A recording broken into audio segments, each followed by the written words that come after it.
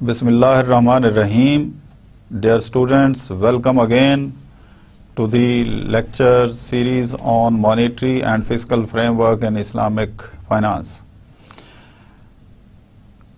The code of this course, as you are familiar with, MBF707, and this lecture series is on behalf of ComSat's Institute of Information Technology, Virtual Campus, Islamabad.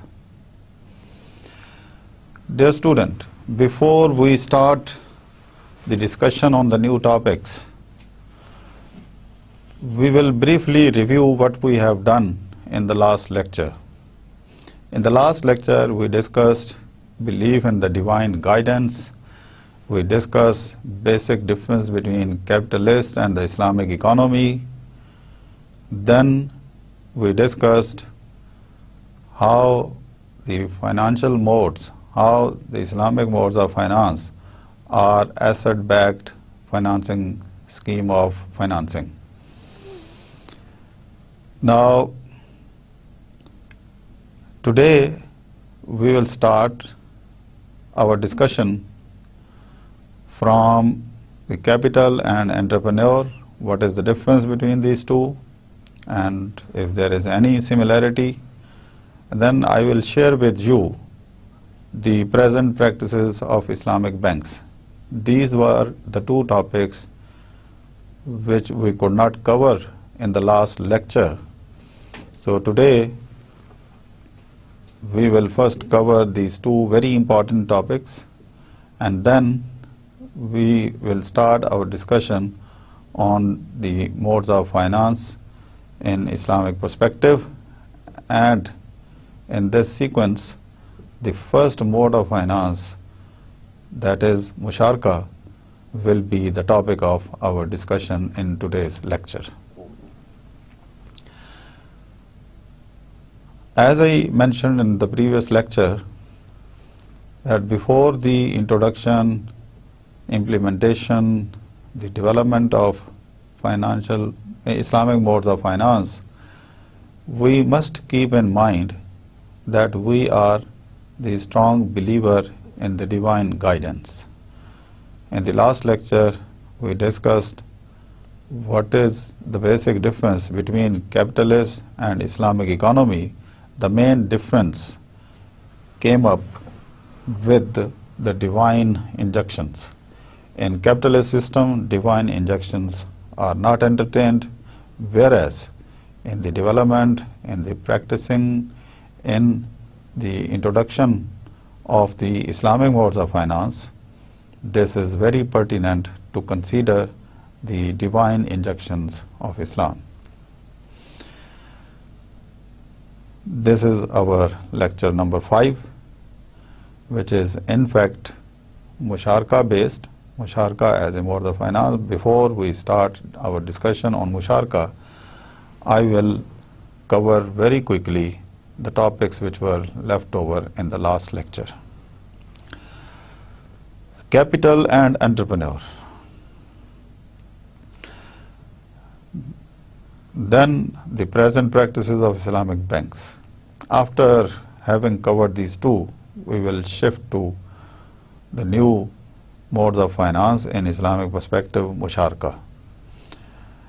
In respect of Musharaka, I will introduce this very important mode of finance, and then number 2, we will discuss legality of Musharaka, how Musharaka is permitted and what is its legal position in Islamic framework, what is in fact the definition of Musharaka, and when and where this very important mode of finance can be applied in our daily business activities. According to this agenda, according to the agenda of today's lecture, we are now on the topic of capital and entrepreneur. Capital and entrepreneur are two separate factors of production in conventional system. In conventional economic and financial system, capital earns interest whereas entrepreneur earns profit. Now, interest is the reward for finances and profit is the reward for the entrepreneurial skill. So if a person is employed as an organization or as entrepreneur or as part of the management, he deserves profit. And you know how profit is determined. The profit is determined after having paid all the factors rewards. So the leftover amount goes to the entrepreneur, which is known as profit. Islam, on the contrary, does not recognize capital and entrepreneur as two separate entities as factors of production. Who contributes capital? Who contributes capital in the form of money to a commercial enterprise assumes the risk of loss and therefore is entitled to a proportionate share in the actual profit. Now, profit is the reward for risk taking. In the conventional system, profit is the reward for risk taking, and here also risk taking. But does the lender bear any risk? There is a big question mark. So he does not deserve profit. He earns interest. The interest is prohibited in Islam because of different reasons we have already discussed. Now, the enterprise takes a risk and he shares loss if there is any loss in the business. He earns profit because of his risk-taking activities, because of being responsible, because of being the key component of decision-making in the business activities. He earns profit. Capital has an intrinsic element of entrepreneurship. So far as risk of the business is concerned, the capital has intrinsic element of entrepreneurship. So that is the major difference. So flow of actual profits earned by the society may be directed towards the depositors in equitable proportion, which may distribute wealth in a wider circle and may hamper concentration of wealth. Now, this is very important alternative utilization of capital. The depositors who deposit their money or who invest in the banking system, the banks can invest this money, and they do invest in different avenues, and if there is profit, the profit can be shared among the shareholders who contribute in terms of finances to the banks, and banks work either as entrepreneur or as an agent on behalf of the depositors. Islamic banks, now present practices of Islamic banks are what? Islamic banks did not bring any visible change in the economic setup, not even the field of financing. Distributive justice under the umbrella of Islamic banking are generally exaggerated. Now, while reading these points, I want to highlight the reservations of people who raise their objection, who have serious reservations about the Islamic banking system in practice. But dear students, I would justify Islamic banking system on certain grounds. Number one, no doubt Islamic banks could not bring about any visible structural change in the economic setup, and nor even in the field of financing significant changes have been brought about. But dear students, can you imagine what is the history of what has been the life of Islamic banking system in practice? Just 30 years. And you know, What is the history of the conventional banking system in practice? Around 300 years. So the banks, the Islamic banks, capital make only a small proportion of the total system's capital, wherein conventional banks obviously have got greater share to invest. And the Islamic banks have got very minimal share or small proportion of the capital. So just 3 decades as against 300 years cannot be compared. It would be unjustified to compare the experience of 30 years with 300 years.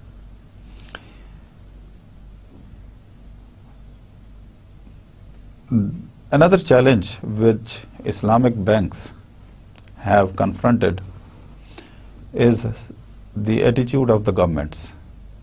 Governments in the Islamic countries, in most of the cases, do not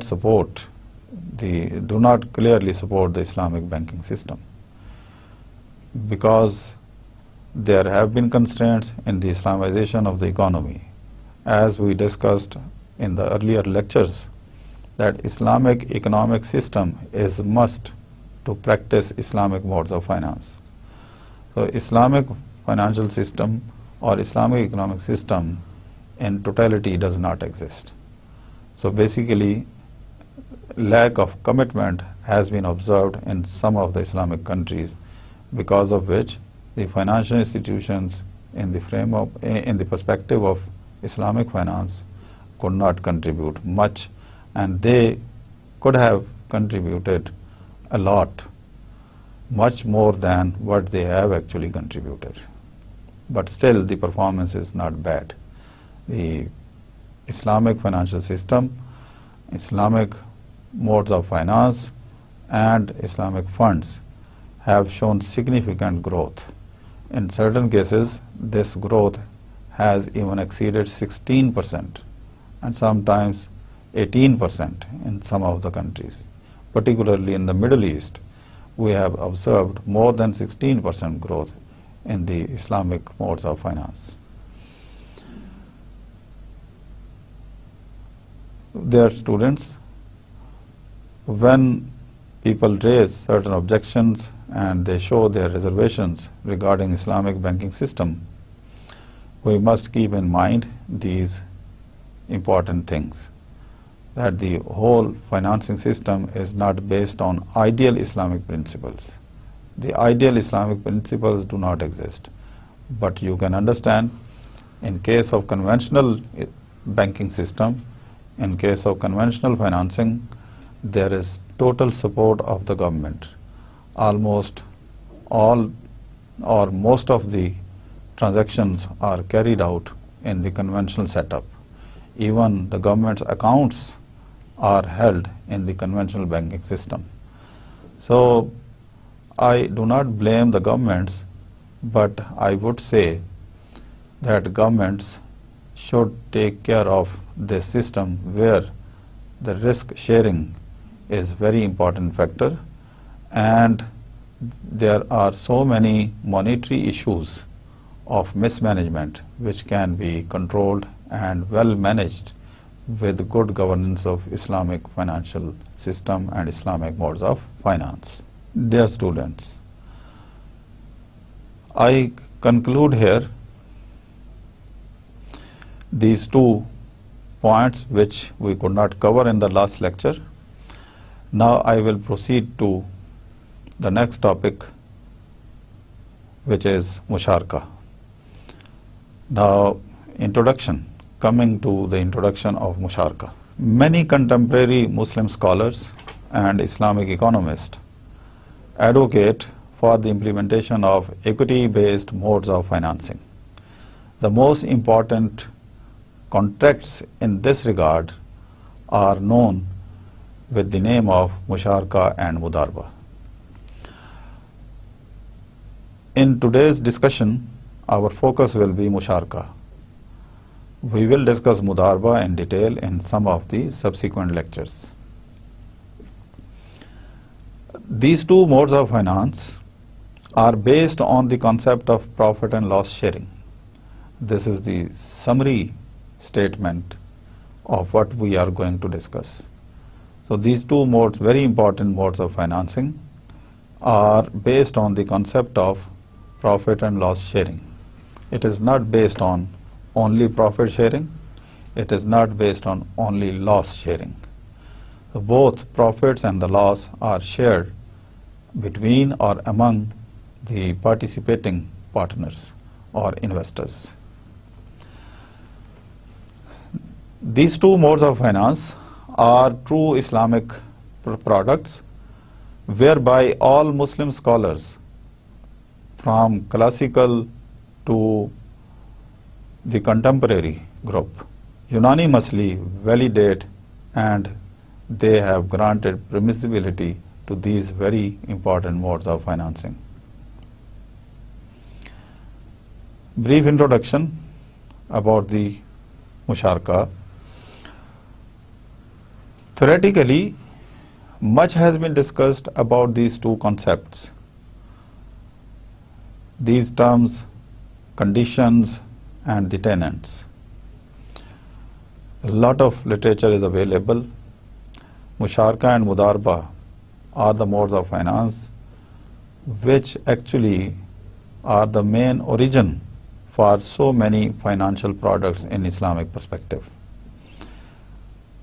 The following sections will discuss modern application of these concepts as financial instruments in Islamic finance and the banking practice. Let's see what is the legality of this very important mode of finance, legality of musharaka. So Allah subhanahu wa ta'ala has clearly mentioned legality of musharaka in Surah Sad, Ayah 24. And Allah subhanahu wa ta'ala says, verily many partners oppress one another, except those who believe and do righteous good deeds, and they are few. Sad 24. And from the teachings of the Holy Prophet sallallahu alaihi wasallam, aqala Rasulullah sallallahu alaihi wasallam, qala Allah azza wa jal, ana salisu sharikaini ma lam yakhin ahaduhuma sahibahu wa iza khanahu kharajtu min bainahuma, rawahu Abu Dawood. The Prophet sallallahu alaihi wasallam says, Allah subhanahu wa ta'ala said, I am the third partner of any two partners as long as neither of them betrays the other. But if one of them betrays the other, I get out of them. Abu Dawood, hadith number 3383. This is very, every hadith is very important. Every hadith has its own significance. But this hadith in particular, because the Holy Prophet sallallahu alaihi wasallam is quoting Allah subhanahu wa ta'ala saying these words. This clearly provides legality and legal position of musharaka. Now, what is in fact musharaka? What does musharaka stand for? Musharaka is a word of Arabic origin which literally means sharing. In the context of business and trade, it means a joint enterprise in which all the partners share the profit or loss of the joint venture. This definition of musharaka I have extracted from Islamic finance by Maulana Taqi Usmani Sahab. The definition of musharaka. This definition I have extracted from a source which is draft of Sharia parameter reference for Musharaka contract, a paper published by Bank Nigara in 2010 defined Musharaka. So this source defines Musharaka in these words. And why I have selected this definition? Because it covers the technical aspects of Musharaka as well. Technically, Musharaka is a contract between the partners to contribute capital to an enterprise or business or a venture, whether existing or new. So this means this investment can be done in the new business venture, or it can be done for the expansion of the existing business. Whether existing or new, or to owner of a real estate or movable asset, either on a temporary or permanent basis, profits generated by that venture or real estate or asset are shared in accordance with the terms of Musharaka agreement, while losses are shared in proportion to each partner's share of capital. This is very clearly defined Musharaka in technical terms. Now, what is the application of Musharaka in real life, in modern finance? Because economies are now grown up. We have now financial system in our economies where banks play a very significant role in the promotion of economic activities. So therefore, we will discuss the application of Musharaka in modern framework, where and when Musharaka can be applied. Musharaka as equity-based financial instrument is used in many areas and is applicable to a wide spectrum of business activities. It can be used in trade financing, such as import or export, project financing, syndicated asset financing, stock markets, and issuance of sukuk or certificates. Sukuk, basically the alternative term for bonds. So Musharaka is applicable and it can be applied in these areas. So our lecture includes some examples from these areas. We will discuss one example from import, one example we will discuss from export, and then how Musharaka is applicable in project financing and syndicated asset financing, stock market, and the issuance of sukuk or certificates. The application of Musharaka in import or in trade financing.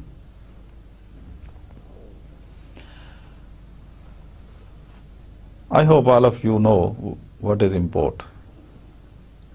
Import is any international transaction of a country which involves inflow of money, outflow of money.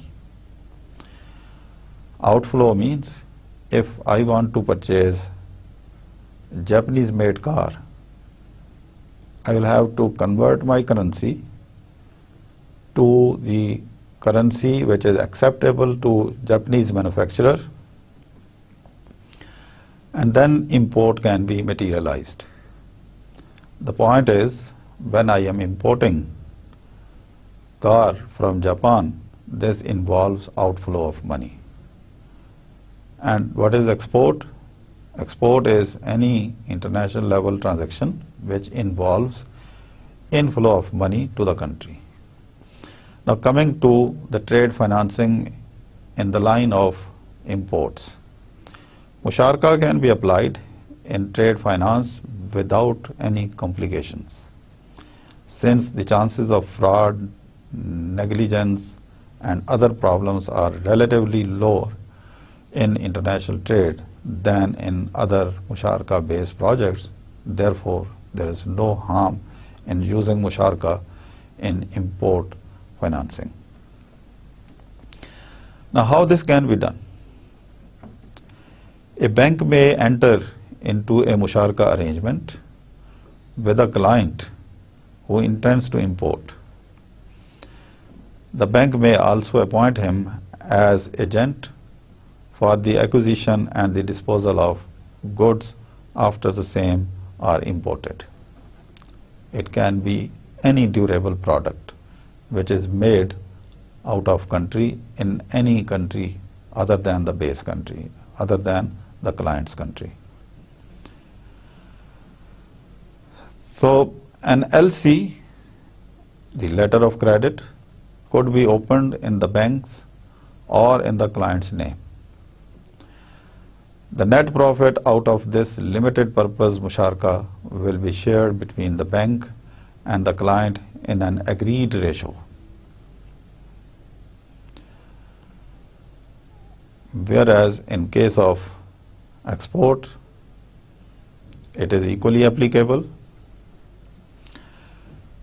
In the case of export finance under LC, letter of credit, the goods will be acquired and made ready for shipment on a Musharaka basis to the country where the demand has been created or from where the orders have been received by the exporting agent or the exporting vendor or the manufacturer or any person who wants to come in agreement with the financial institution for the production of such products, for the manufacturing of such products, for the making of such product. The client will prepare the export documents strictly in accordance with the terms of the letter of credit and undertake to indemnify the bank for any loss in case of his failure to honor his commitment. So this commitment is very important. So now application in export, continuing. Export proceeds will be distributed between the two parties, the exporting person, the client, and the financial institution who is partly financial or the shareholder in this export activity.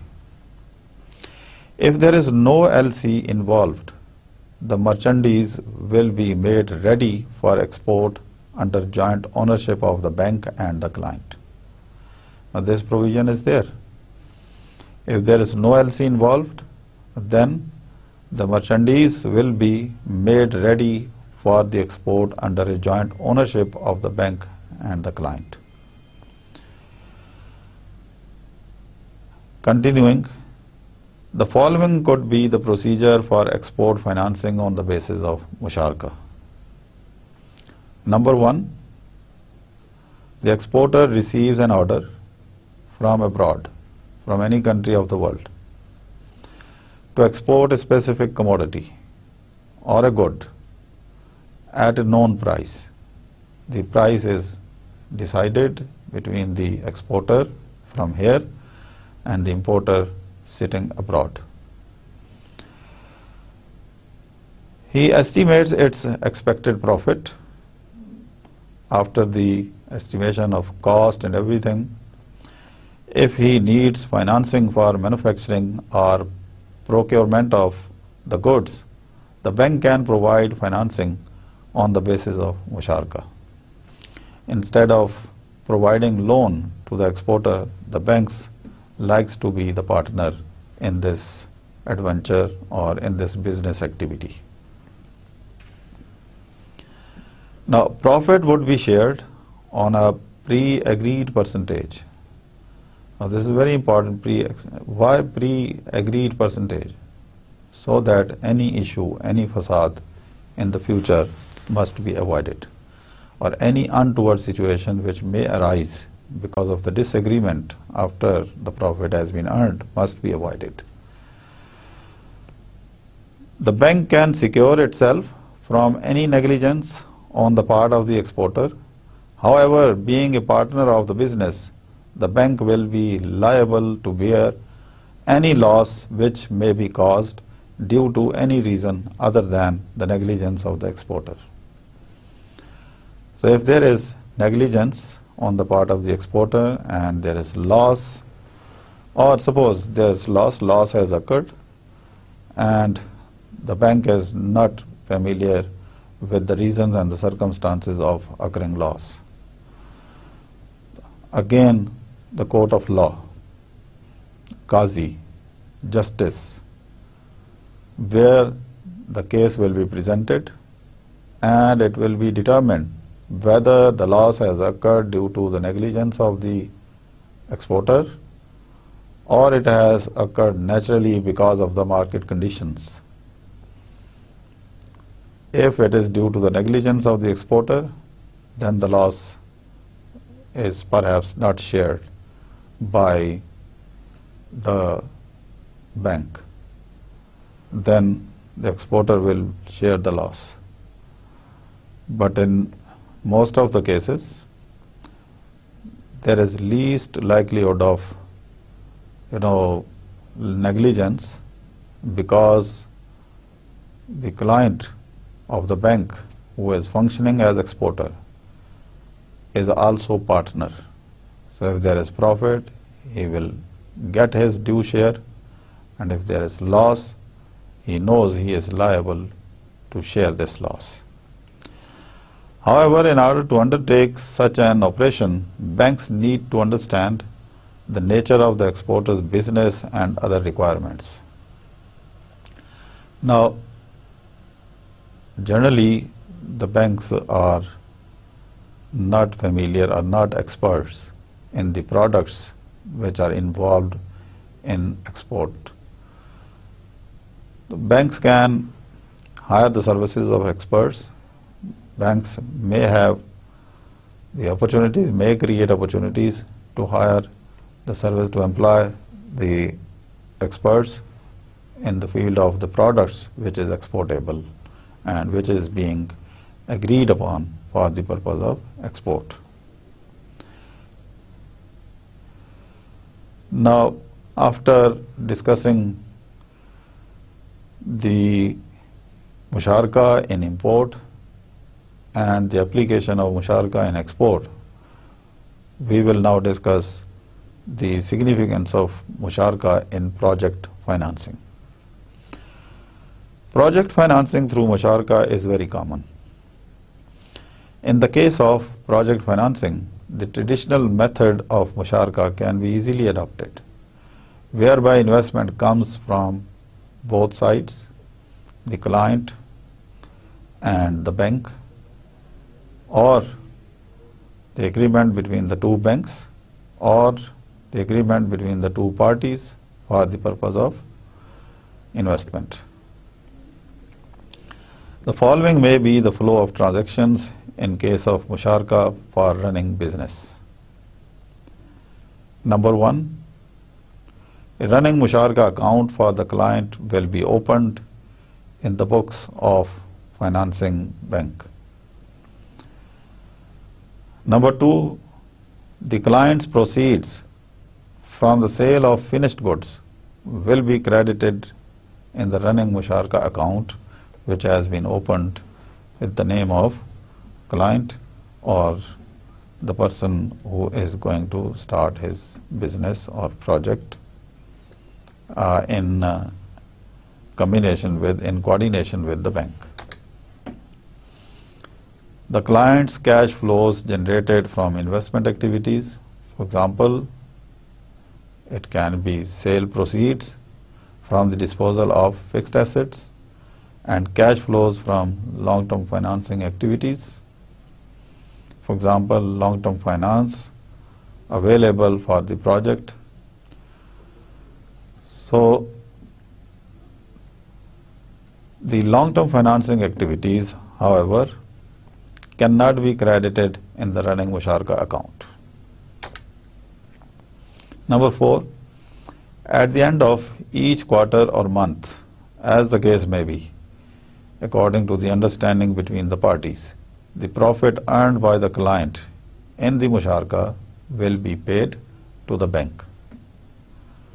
And number 5, the profit sharing will be based on the computed operating profit for the same period for which running musharaka limit was awarded.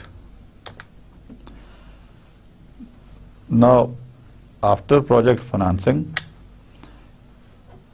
musharaka can also be used in syndicated asset financing. What is syndicated asset financing? In the syndicated asset financing, more than one financier, more than one bank, consortium of banks, consortium of the investors can participate. A group of banks may join efforts to partially finance a big enterprise or a large project. It can be a big housing scheme, it can be a factory, can be some industry, can be a college, a university in the private sector, a hospital, or some other productive activities, where banks can join together in financing opportunity for an enterprise. The enterprise contributes its part of the investment to the project, such as building of new factory for a car manufacturing, or another giant company may be the part of this venture. A group of Islamic banks which join hands finance the remaining part. It can be in any proportion. For example, the enterprise is endowed with just 20% of the total financing, then 80% will be shared by the group of banks or the consortium. The enterprise runs the project on behalf of the banks. The banks and the enterprise share the profit according to some agreed formula or some agreed ratio in the musharaka contract, and losses are borne in terms of each investor's capital contribution. As I mentioned earlier, if enterprise contributed 20%, then the loss will be shared in accordance with this 20%, and the banks have contributed 40% each, then the banks will also share the loss accordingly. Application in stocks. Business companies may issue shares based on musharaka concept. It's very easily done. It is being done. The investors buy these shares and become the shareholders in the company. Like the ordinary partners, they are entitled to profits generated by the company based on musharaka agreements. Now, musharaka as a basis of securitization, yes, it can be used. Musharaka can easily be adopted as a basis for securitization, especially in the case of big projects where huge amounts of money is involved. Continuing with the application in stocks, every subscriber can be given a certificate representing his proportionate ownership in the assets of the joint business, and after the project is started, by acquiring substantial non-liquid assets, these musharaka certificates can be treated as negotiable instruments and can be bought and sold in the secondary market, just like the ordinary shares, which are sold and purchased on daily basis and in a day on even hourly basis or any unit of time. These stocks are sold and purchased in the stock market. Diminishing musharaka is another application of musharaka. It is very much applied in Pakistan as well, diminishing musharaka. You must have heard about the car leasing scheme and the house leasing scheme. As a client, we arrange some advance money, some cash payment, which makes 20-30%, and in some cases it depends upon the requirement of the financial institution.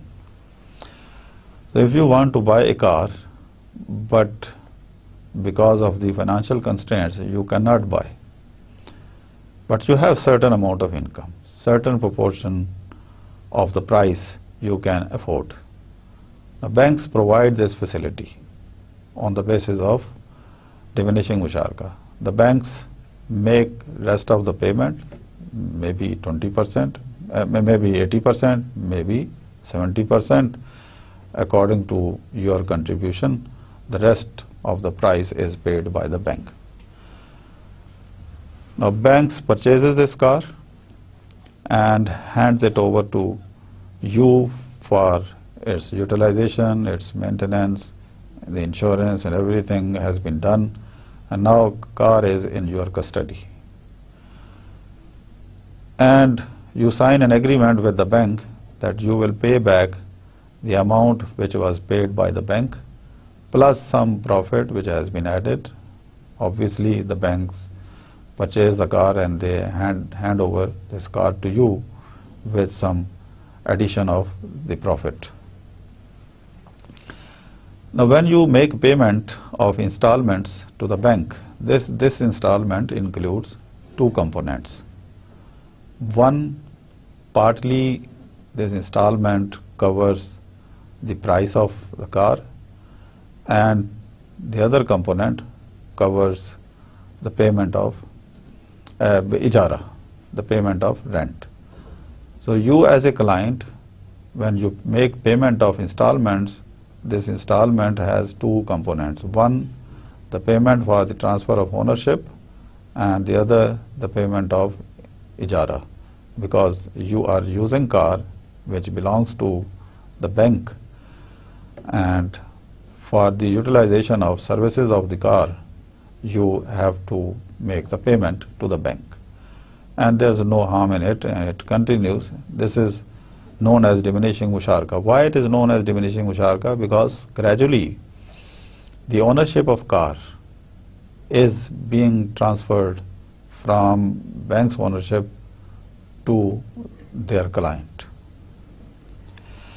The diminishing musharaka contracts contain a sale provision according to which one partner makes a promise to sell his part of ownership to the other party periodically. Continuing the diminishing musharaka is used in house financing, auto financing, plant and machinery financing, factory, building, and other fixed assets financing, as I mentioned earlier.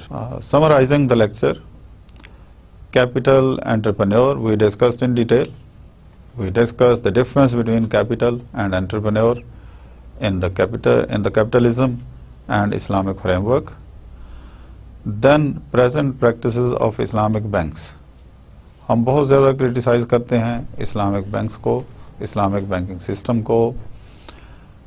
इसमें कुछ हद तक observations, comments, criticism justified भी होता है, क्योंकि लोगों के साथ काफ़ी फ्रॉड भी हुए हैं इस्लामिक बैंकिंग के नाम से, इस्लामिक इन्वेस्टमेंट के नाम से. लोग बिलीफ के नाम पे, लोग इस्लाम के नाम पे अपनी जान कुर्बान करने के लिए तैयार हो जाते हैं. अपने फाइनेंसेस, अपना माल आंखें बंद करके इन्वेस्टमेंट पर्पस के लिए दूसरे लोगों को दे देते हैं और उसमें शराकतदार बन जाते हैं. लेकिन बदकिस्मती की बात यह है कि ऑनेस्टी जो एक बहुत ही इम्पॉर्टेंट एटीट्यूड है, एक बहुत ही इम्पॉर्टेंट हैबिट है. अगर इन्वेस्टर یا شیئر ہولڈر جس کو ہم پیسے دے رہے ہیں ایماندار نہیں ہیں، بے شک وہ بہت محنتی ہے، بے شک اس کا کاروبار کافی فلورشڈ ہے، جیسے ہم بینکوں کے بھی حوالے کرتے ہیں پیسے، انڈیویجول کے حوالے بھی کرتے ہیں، یعنی اسلامک فائنانشل سسٹم دو طریقوں سے چل رہا ہے۔ نمبر 1، لوگ انڈیویجولی اپنے فرینڈز ریلیٹیوز کو پیسے دیتے ہیں for the purpose of investment, knowing that the profit and the loss will be shared. ہوتا یہ ہے کہ وہ رشتہ دار دوست پیسہ لے لیتے ہیں جو سیونگ منی ہوتی ہے، ایک امپلائی سے، ایک فکسڈ انکم پرسن سے، جو پیسہ پائی اکٹھے کر کے سیونگ کر کے ان کو ہینڈ اوور کرتا ہے اپنے دوست، رشتہ دار، بزنس مین کو۔ وہ مذہب کے نام پہ، یعنی یہ کہہ کر کہ اسلام میں سود کھانا حرام ہے، پروفٹ اور لاس کا اس کو جھانسا دیتا ہے، جس کی وجہ سے شروع میں تو اس کو ریٹرن ملتا ہے، لیکن کچھ عرصے کے بعد اس کو ریٹرن ملنا بند ہو جاتا ہے۔ اس میں اسلامک اکنامک سسٹم کا کوئی قصور نہیں ہے۔ اسی طرح اگر ہم انسٹیٹیوشنز پہ جائیں، بینکس جو ہے، ایون اسلامک بینکس جو ہیں، وہ بہت ساری بینکنگ ریگولیشنز کے، فائنانشل ریگولیشنز کے پابند ہیں۔ وہ ان کو بہت کم فریڈم ہے اس سلسلے میں کہ وہ پروفٹ ریٹ اپنا ڈٹرمن کریں، جو ایکچوئل پروفٹ ہے وہ ڈکلیئر کریں۔ یہ اگر کوئی شخص نام تو اسلامک بینکنگ کے نام سے فائنانسنگ، انویسٹمنٹ اور یہ ساری چیزیں بزنس ایکٹیویٹیز کرتا ہو، لیکن ایکچولی پریکٹس نہ کر رہا ہو، تو اس میں اسلامک بینکنگ یا اسلامک موڈز آف فائنانس کا کوئی قصور نہیں ہے۔ یہ اس شخص کا ہے جو اس کو صحیح طور پر استعمال نہیں کر رہا، جو کہ غلط طریقے سے چلا رہا ہے۔ اس میں اس کی اپنی ایمانداری اور بے ایمانی کا عمل دخل رہتا ہے۔ اگر وہ ایماندار ہے، ہر چیز کا حساب رکھتا ہے، محنتی ہے، تو پھر وہی شخص دونوں کو، اپنے آپ کو بھی فائدہ پہنچا سکتا ہے اور جس کا سرمایہ ہے اس کو بھی پہنچا سکتا ہے۔ لیکن سٹوڈنٹس یہ یاد رکھیں، کوئی بھی چیز خود بری نہیں ہو جاتی۔ اگر ہم یہ کہیں، اس کی مثال ایسے ہے کہ ایک شخص نماز نہ پڑھے اور وہ کہے کہ یہ نماز ہی غلط ہے، تو اس میں نمازوں کا کوئی قصور نہیں ہے، اس میں اسلامک ٹیچنگز کا کوئی قصور نہیں ہے، اس میں اس شخص کی سوچ کا قصور ہے جو غلط سوچتا ہے۔ یہی معاملہ اسلامک فائنانشل سسٹم کے ساتھ ہے اور اسلامک موڈز آف فائنانس کے ساتھ ہے۔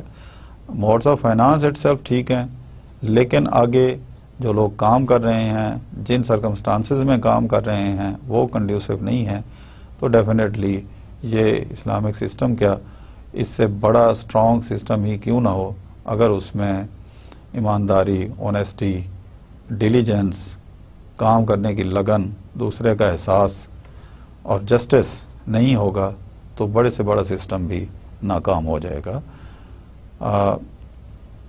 یہ ہم نے تفصیل سے ڈسکس کیا کہ اسلامک فائنانشل سسٹم کی، اسلامک بینکنگ سسٹم کی لائف بہت تھوڑی ہے۔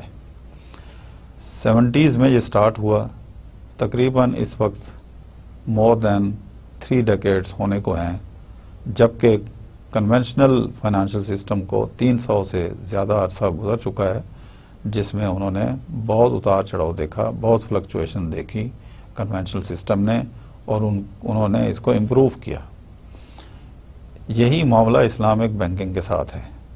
اس وقت ملیشیا میں بھی اسلامک بینکنگ پریکٹس میں ہے، اس وقت سوڈان میں بھی ہے، اس وقت ایران میں بھی اسلامک بینکنگ، پارٹلی پاکستان میں بھی اسلامک بینکنگ کی برانچز ہیں جو کہ کوشش کر رہے ہیں کہ اسلامک پرنسپلز کے مطابق فنڈنگ، فائنانسنگ کریں اور profit loss share system base system کے اوپر کام کریں، لیکن آہستہ آہستہ لوگوں کا کانفیڈنس بلڈ ہوگا جب یہ سسٹم اپنی پرفارمنس شو کرے گا۔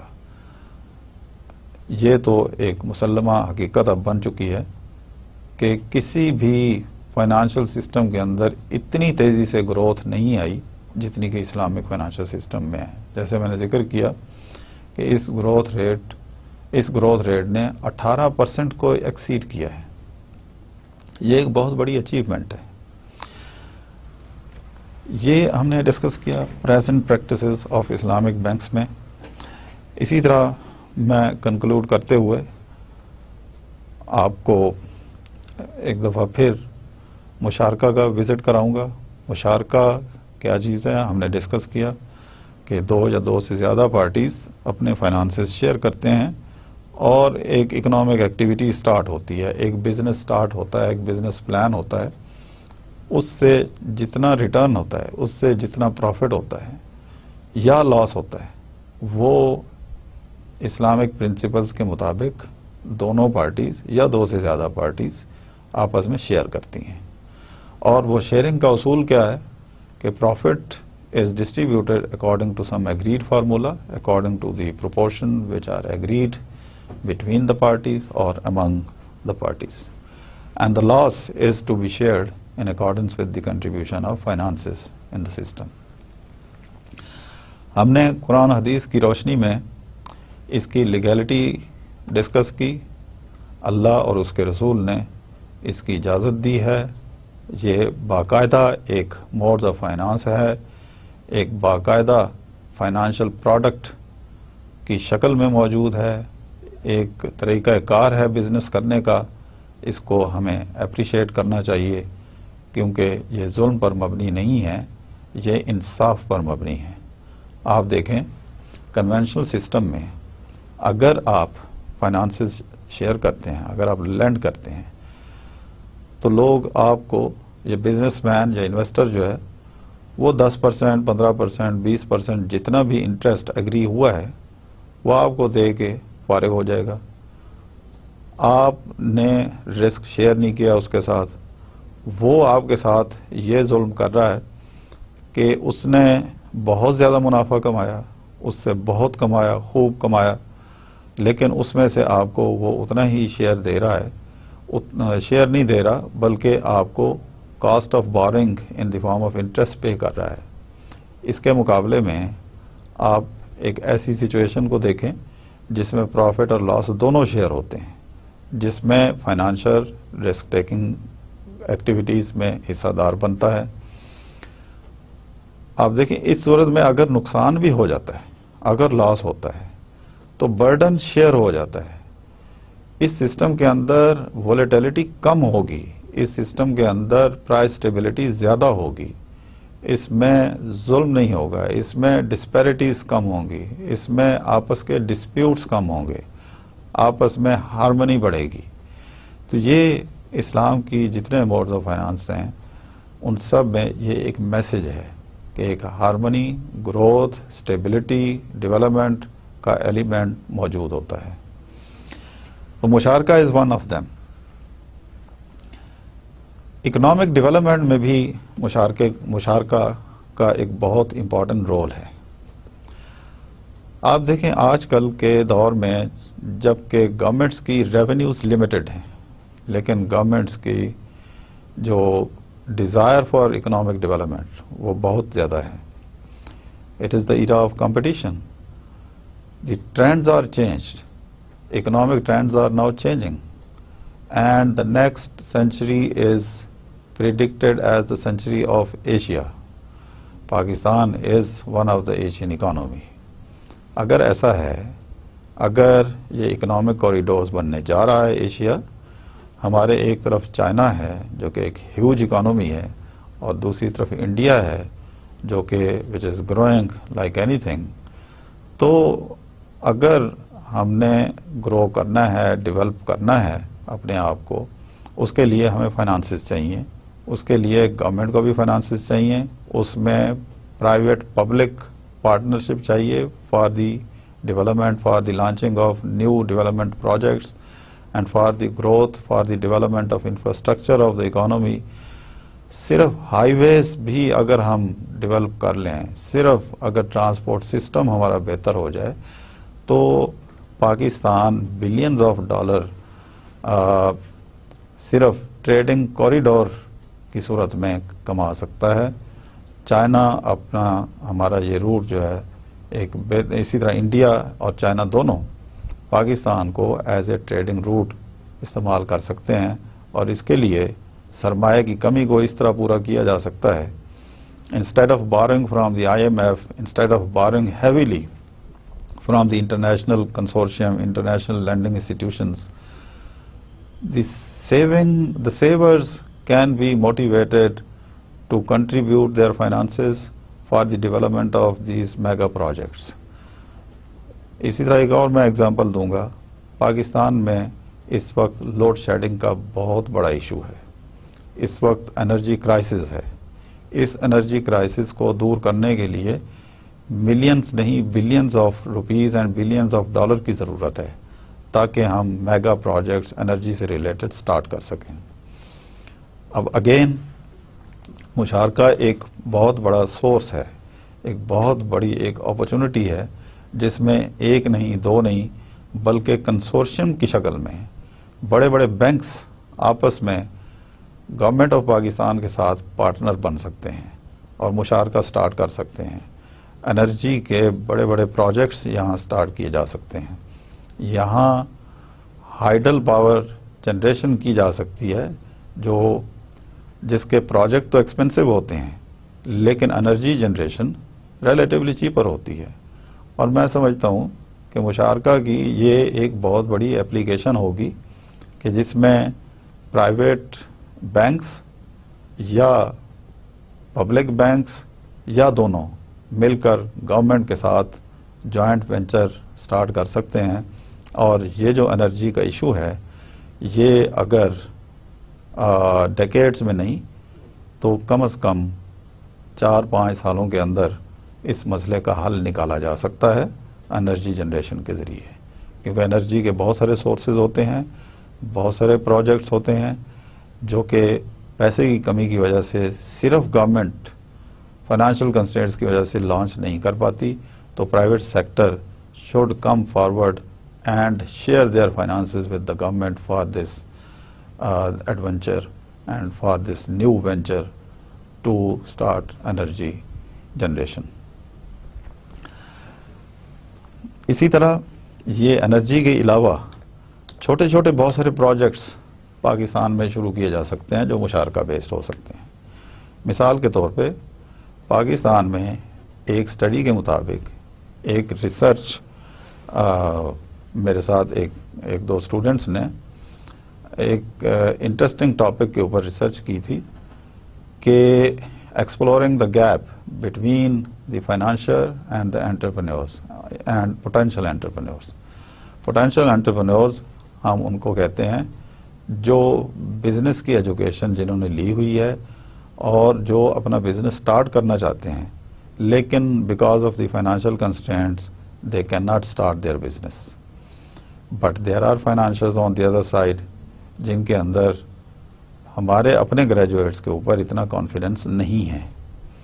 تو میرا خیال ہے اس سلسلے میں بھی ہمارے فائنینشیل انسٹیٹیوشنز چھوٹے چھوٹے پروجیکٹس کی فیزیبلٹی بنا کر یا ان گریجویٹس کو انگیج کر کے چھوٹے پروجیکٹس اسمال اسکیل لیول کے اوپر پروجیکٹس کی فیزیبلٹی بنا کر اس کے لیے انویسٹمنٹ دے سکتے ہیں. کیونکہ بہت سارے گریجویٹس ہمارے پارٹلی اپنے فیملی سے اپنے پیرنٹس سے فنڈنگ ارینج کر سکتے ہیں لیکن ان کے پاس اتنا سرمایہ نہیں ہے کہ وہ بزنس کو سٹارٹ کر سکیں. اس لیے بینکس جو ہیں ان کی باقی ماندہ کمی جو ہے باقی پیسوں کی جو ضرورت ہے فائنینشیل کنسٹرینٹس ہیں اس کو پورا کر سکتے ہیں. اور یہ چھوٹے چھوٹے پروجیکٹس الٹیمیٹلی ایک بڑے پاکستان کی اکانومی کو بڑا کر کے جی ڈی پی میں اضافہ کر سکتے ہیں. اور میرا خیال ہے کہ یہ اس آپشن کے اوپر بھی ہمارے فائنینشیل انسٹیٹیوشنز کو توجہ دینی چاہیے. گورنمنٹ کا ایک اچھا سٹیپ دیکھنے میں آیا جو موجودہ گورنمنٹ ہے کہ انہوں نے اسمال اسکیل لیول پہ پروجیکٹس کی فیزیبلٹیز بنوائی ہیں اور یہ گورنمنٹ نے اپنی ویب سائٹس کے اوپر ان پروجیکٹس کی فیزیبلٹی رکھ دی ہے تاکہ یوتھ جو ہے، جو پڑھے لکھے ہماری یوتھ ہے، وہ ان پروجیکٹس کو سٹارٹ کرنے کے لیے گورنمنٹ سے پیسے لے اور اپنا بزنس سٹارٹ کرے اور پھر گریجولی وہ پیسہ جو ہے ریٹرن کر دے۔ میرا خیال ہے کہ سیلف امپلائمنٹ سے بہتر کوئی بڑی اپرچونٹی نہیں ہوتی۔ تنخواہ پہ تو انسان 1 مہینہ انتظار کرتا ہے، جب اس کو پیسے ملتے ہیں اس وقت تک پیسے کی ویلیو کم ہو چکی ہوتی ہے، لیکن سیلف امپلائمنٹ میں ایک بڑا ایڈوانٹیج یہ ہے کہ اگر پرائسز بڑھ رہی ہیں تو ایک بزنس مین جو ہے اس کو کوئی پریشانی نہیں ہے۔ اگر پرائسز بڑھیں گی تو ساری چیزوں کی پرائسز بڑھتی ہیں، ایک چیز کی پرائس دوسری چیز کی پرائس کو ری انفورس کرتی ہے، پش کرتی ہے، جس کی وجہ سے بزنس مین کو شاید ہی کبھی نقصان ہوتا ہو۔